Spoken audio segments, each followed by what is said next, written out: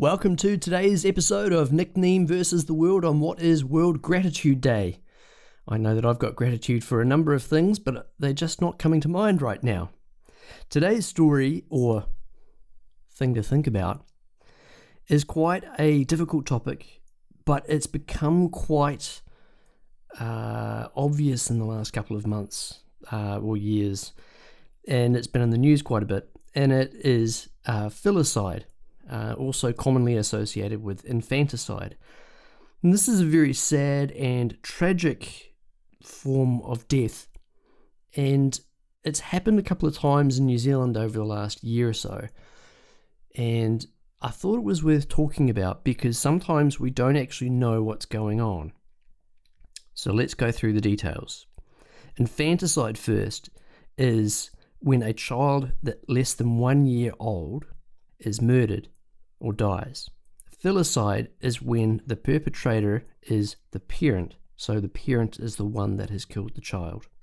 Filicide generally happens by the mother, so it's normally known as maternal filicide. Mothers will have or display frequent depression, psychosis, and suicidal thoughts. Now, that's not to box everyone in and say any woman who has those things may have inclining to, filicide. It's just those are some of the characteristics that help sort of shape the understanding of it. Now, there are 5 major motives for the committing of filicide, and I thought this was really important when I was looking at the topic. And number 1 is altruistic filicide, where a child is killed out of love or the best interests. The situation might be the mother is suicidal and doesn't want to leave her children behind. And that's, a tricky thing to get your mind around. But altruistic basically means they are looking towards a higher plane, or, there is a higher meaning to all of this stuff.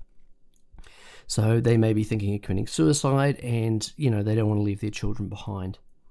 The second is acutely psychotic filicide, which is a psychotic or delirious mother. The situation might be that there is no motive. They may be following the command of a hallucination or an auditory hallucination, and whatever they are seeing or experiencing tells them that they should go through with this. The third is fatal maltreatment filicide, and I think this is the more common one that happens, and death is not the intended outcome in this case. The situation that may arise for this is abuse and neglect of the child. So you may see that quite a lot, where a child is born into a home where the parents are very violent. Maybe they didn't want the child, maybe they don't show any emotional love toward it, they hurt it, abuse it, and ultimately that child ends up dying. And that one is just, unfortunately, it's more common. An unwanted child filicide. The mother sees her child as a hindrance. A situation for that might be a child getting in the way of her lifestyle, environment, opportunities, or freedom. And I obviously I don't have any kids. I'm not a mother, nor do I know what it's like. But if your child, you have to look after your child all of the time. It's not a responsibility that you can give away. And some people may see the opportunity that they are missing out on, and it makes sense to them to disappear their child, which is really sad. Now, the last one, which is very, very rare, is spouse revenge filicide. And this is when a mother kills that child to emotionally harm the father. Now, this is very rare. I tried to write down a situation to help understand this, and I can't think of a situation that you'd want to do that. I mean, maybe the father cheats or something, and the mother thinks this is a great way to get back at them. I don't know. So that is very rare, but equally part of one of the 5 reasons. So most of my reading and research that I did on this comes from the authors Suzanne Halters Friedman and Philip J. Resnick. The publication was titled Child Murder by Mothers, Patterns and Prevention, and this is on World Psychiatry, which is nih.gov, the National Library of Medicine in the USA. So here's a little bit more from their research, and I'm sort of paraphrasing a little bit of what they wrote down. General population studies of maternal filicide. Mothers often are from poorer, socially isolated situations. They are the full-time carer of their children. They are the victims of domestic violence, frequently unmarried, unemployed, abuse victims, limited education, limited social support, some decreased intellect. In some situations, the mother considered the child to be abnormal, which led to their reasons for thinking that they should do what they did. Substance abuse and mental illness are quite common factors as well. Now, saying all of those things, I don't want to put a box around it so that you go and look for patterns in other people. It's to understand the situation that some of these women are in and how we as a society can perhaps better people in those situations to ensure that filicide doesn't happen in the first instance. Mothers' stresses. They usually found that it was economic, social, abuse, partner relationship issues that brought stress to the mothers. Their mean average was in their late 20s. Interestingly, the article talks about a New Zealand study found psychotic mothers didn't plan the killing of their children, and it was sudden. Depressed mothers did plan for days or weeks ahead of actually killing their children. Maternal filicide suicide. 16 to 29% of the women that they had surveyed, or the situations they surveyed, 16 to 29% of them were filicide, followed by the suicide of the mother. Many mothers made non-fatal suicide attempts though, so a lot more of them did try but didn't actually follow through. When the suicide happens afterwards, altruistic motives are more common in this area, which is the first of the 5 major motives, altruistic, killed out of love or best interests.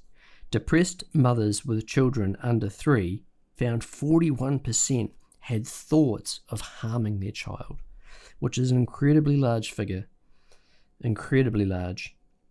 Psychiatrists in their survey found that they didn't specifically ask mothers if they had thoughts about harming their children. Rather, the inquiry generally about the mother's homicidal thoughts. So they didn't ask mothers in studies, psychiatrists in general, if the mother had thoughts of hurting her children. They would always lead with, do you have thoughts about killing yourself, or do you have thoughts about homicide? And that's where psychiatrists underestimated the prevalence of depressed mothers who have thoughts of harming their children. So leading with the right questions in study of women by psychiatrists when they feel that children may be at harm, it would be better to lead with, have you ever thought of harming your children? That's what they basically identified there. So the PMID number for that story is 181-88430, and that is on the American website, nih.gov, World Psychiatry, the National Library of Medicine for the USA. So recent stories about filicide that have happened. So on the 16th of September 2021 in New Zealand, in Timaru, a mother killed her 3 children.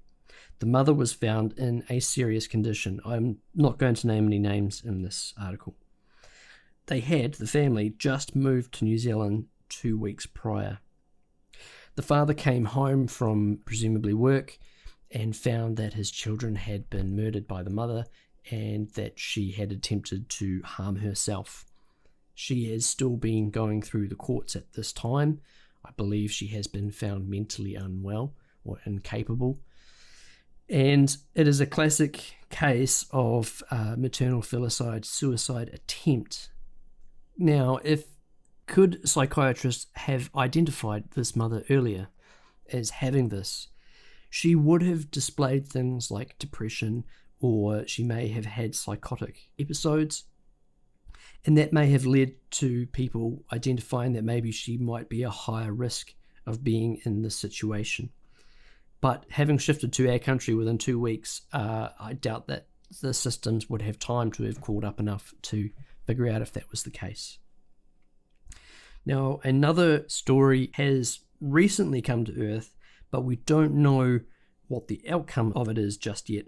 On the 11th of August in Auckland, a South Korean mother was arrested in her native country of South Korea by police after her two children were found in suitcases in a storage lockup in New Zealand from when she lived here.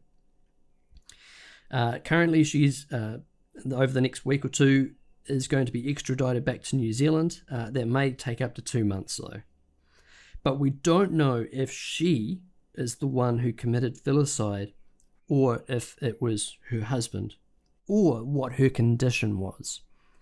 She may be a suspect or a person of interest at this stage, I don't know.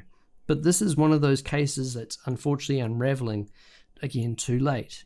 2 children found in suitcases in a storage lockup, and she's obviously skipped the country. There's a lot of planning went involved into doing that, and it's really sad. Now, the husband as well, he's passed away. I can't remember if it was before or after the children. So, there are a lot of questions that are going on, but in, the space of 2 years in New Zealand, we've had 2 very high profile cases in the news about filicide. And there are cases, obviously, as well, of parents through neglect who have killed their children as well. I'd probably say I've seen a number of them. I can't think of them off the top of my head, but you'll constantly see cases going in front of, judges to deal with those sorts of situations. So in summary, what are we going to learn from this? How can we benefit from having listened to this story that I've given you today? Is to understand that there are conditions that lead towards people potentially considering this as an option. And there are also situations that are beyond that person's control that lead to it. That there is a significant amount of stress on mothers to raise children, and we see that across society where the load always comes back on the mother to look after children rather than the father. That there are obviously key social issues that play: poverty, abuse, drug abuse as well, and relationship issues. But we shouldn't paint everyone with the same brushstroke. I guess the inquiring thing is to have psychiatrists assess people at the right time. It's more about trying to stop needless deaths from happening and giving people the tools, if they are in a bad place, to get better before anything gets worse. And I know that feeling too. I wish that I had more tools available to myself before things happen to me. Compassion is required here. Understanding is required here. And empathy is required as well. Filicide is a very, very tricky topic, and it requires research, and it requires psychiatrists who are good at their job, and it requires funding for mental health. Mental health in New Zealand has had boosts in its funding, but I think there has been focuses on certain areas of mental health within that funding spectrum. Sometimes these fall through the cracks. On what is World Gratitude Day? I show great gratitude for you listening to my podcast. Please, if you find this interesting as well, share this with your friends.